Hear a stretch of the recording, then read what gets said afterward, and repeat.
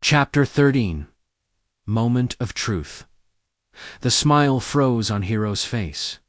He lowered his head, as though in shame. After a minute or so passed, shrouded in heavy silence, he finally answered. Yes, I thought that if I do it when you sleep, you won't have to suffer. Unseen to him, a bitter grin appeared on Sonny's face. A long sigh escaped from the young soldier's lips. He rested his back against the cave's wall, still not looking up. I don't expect you to forgive me. This sin, too, will be mine to bear. But, please, if you can, find it in your heart to understand.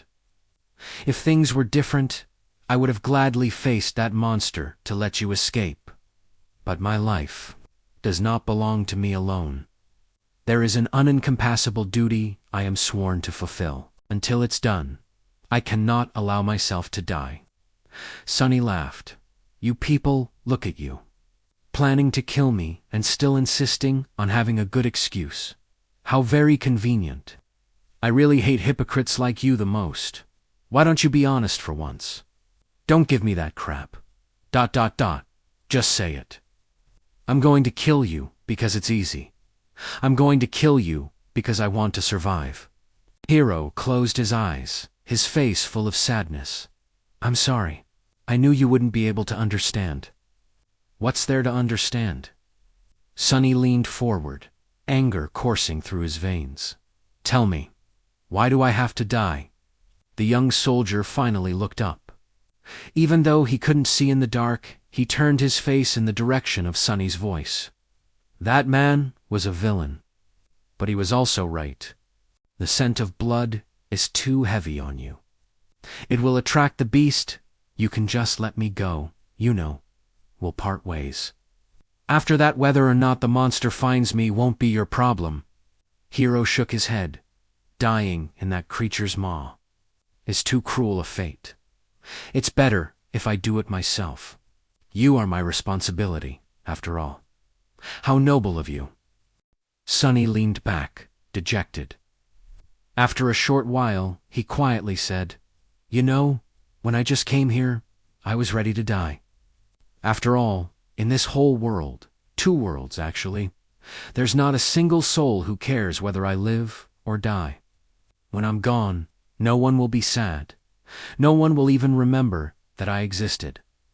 There was a forlorn look on his face. A moment later, however, it was gone, replaced by mirth. But then I changed my mind. Somewhere along the way, I decided to survive. I must survive, no matter what.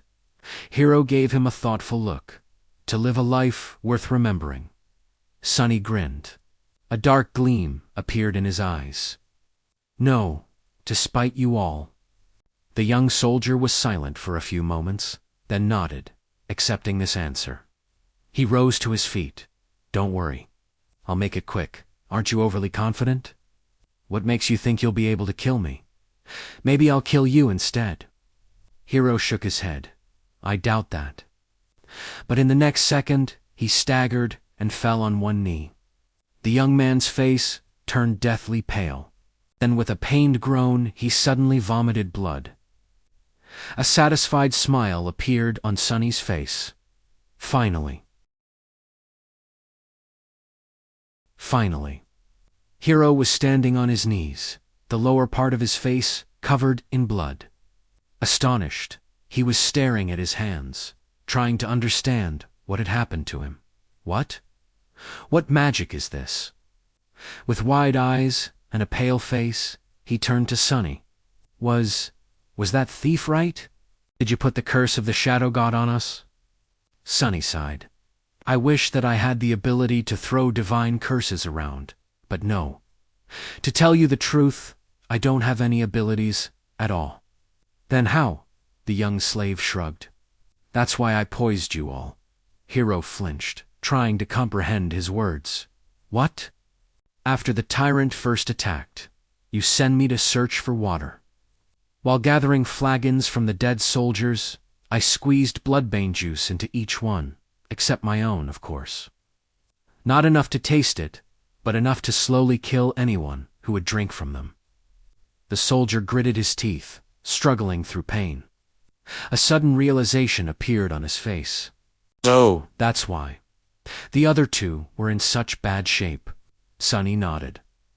Sheffy drank the most, so his condition worsened the fastest. Scholar was also not long for this world, but you finished him off, before the poison could yourself, however. It was as though Bloodbane had no effect on you at all. I was really starting to get worried. Hero's face darkened. I see, I understand. He thought about something, then looked at Sonny with surprise. But back then, you didn't know. That we will turn on you. Sonny just laughed. Chapter 11, Crossroads. The three of them stood motionless, looking down in uneasy silence. What happened to Shifty didn't come as a shock, but it was still a hard thing to digest. An ominous feeling settled in their hearts, seeing the broken body of their companion. It was too easy to imagine one of them sharing the same fate. No one knew what to say. After a minute or so, Scholar finally sighed. It's a good thing that you took most of the supplies he had been carrying. A bit heartless, but not wrong, Sonny thought, giving the older slave a careful look. Scholar frowned, realizing that his mask of a kind-hearted gentleman had slipped for a second, and hurriedly added, in a somber tone, "May you rest in peace, my friend." Wow, what a performance. Actually, Sonny had not believed in his benevolent act for a second.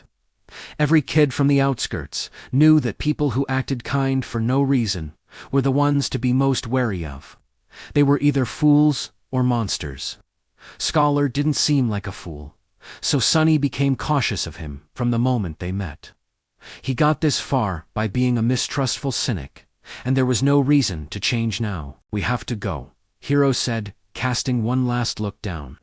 His voice was even, but Sonny could feel a well of emotion behind it. He just couldn't tell what that emotion was. Scholar sighed and turned away too. Sonny stared at the bloodied rocks for a few more seconds. Why do I feel so guilty? He thought, bewildered by this unexpected reaction.